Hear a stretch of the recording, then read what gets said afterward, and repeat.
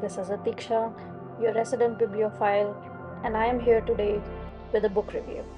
The book is Fading Stars by Marisa Kazwey.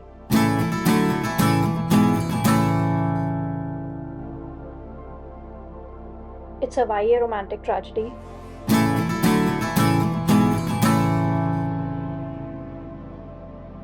"455 pages long.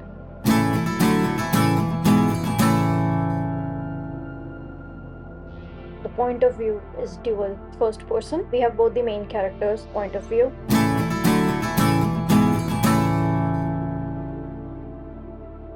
This is not part of a series.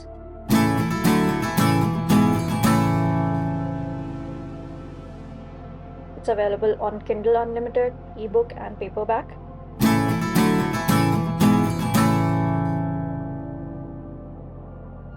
There are a few content warnings for this book, and please, if you are at all sensitive to any of these topics, do not read this book. The content warnings are depression and suicidal thoughts, bullying, mentions of bullying, self-harm, and sexual assault. Please do not read this book if you get triggered by any of these.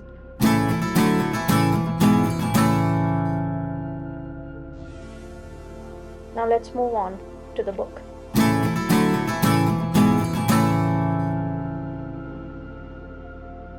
But first, let's talk about the author. This is Marisa's debut novel. Her aim is to create stories that evoke deep emotions and connections. She pours her love for humanity into her books. Each character she creates is a testament to her belief in the enduring power of love, resilience, and human spirit.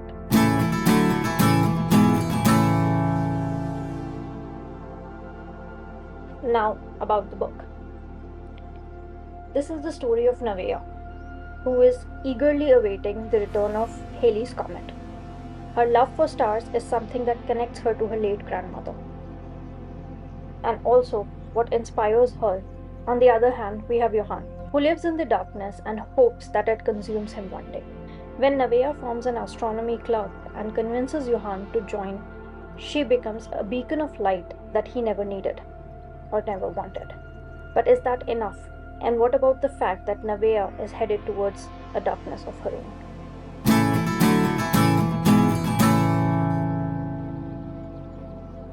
For the main characters, we have Nevaeh and Johann. Nevaeh is 16-year-old. She is the definition of optimism and sunshine. But what her friends do not know is that her smiles hide the pain of her upcoming darkness.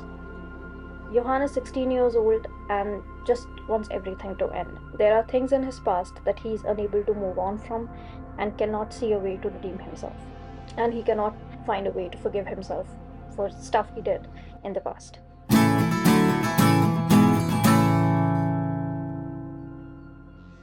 The two most supporting characters we have are Fred and Sol. They're both members of the astronomy club. Fred is Nevaeh's best friend and her partner in crime. He joins the astronomy club to support Nevaeh. He's an avid photographer. Sol is the new girl in the school and the newest member of the astronomy club. She has her own tragic past, which is somehow linked to the past Johann does not want anyone to know about.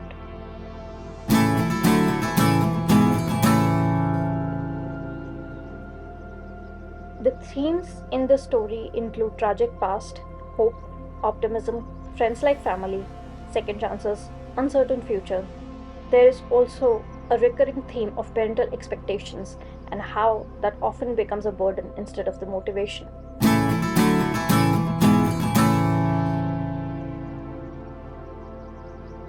The approach of Halley's Comet and stars are used as a symbolism in the entirety of the book. As Halley's Comet approaches, the protagonists run out of time.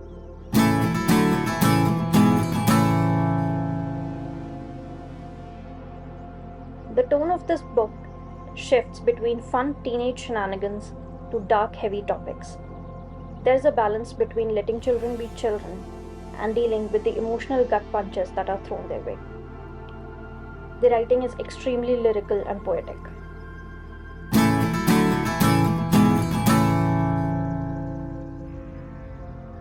I would say this book is medium paced. It's slow enough that the gut punches feel impactful. and yet fast enough that it does not seem like the story is dragging.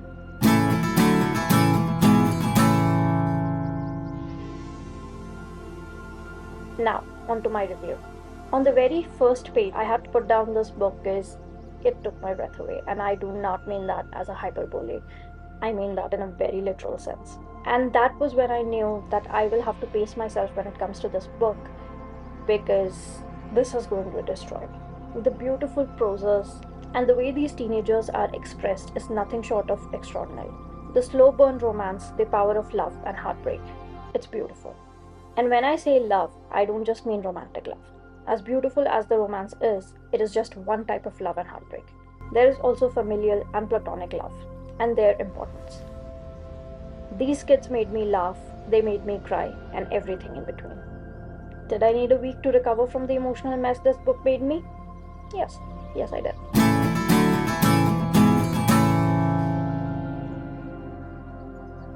Who should read this? Anyone that loves a good romantic tragedy or needs a good cathartic cry, you should read this. It would be perfect for the lovers of The Fault in Our Stars and They Both Die at the End. Marisa is going places and I am here for it. Absolutely here for it. This book is one of the most beautiful books that I have ever read, and I am not exaggerating that.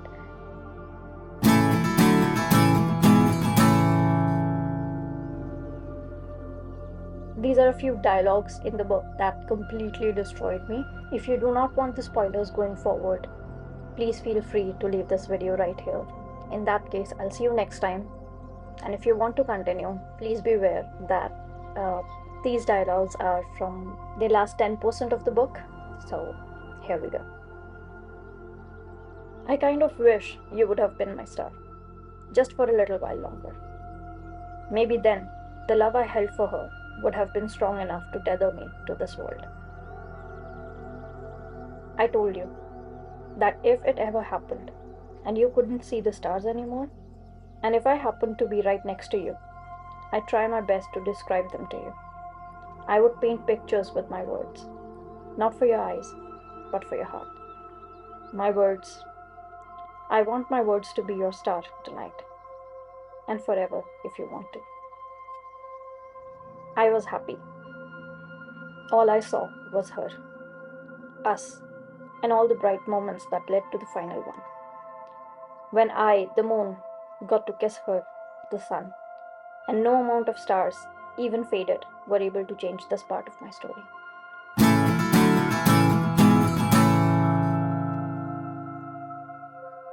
So that will be all for today. Thank you so much for tagging along. And if you have reached this point, thank you very much. The next week, I will be uploading the second part of my book haul for last month. And next week, I would be reviewing Loving Lee by Cozy Du Bois. And hopefully, you'll join me for that review. Bye.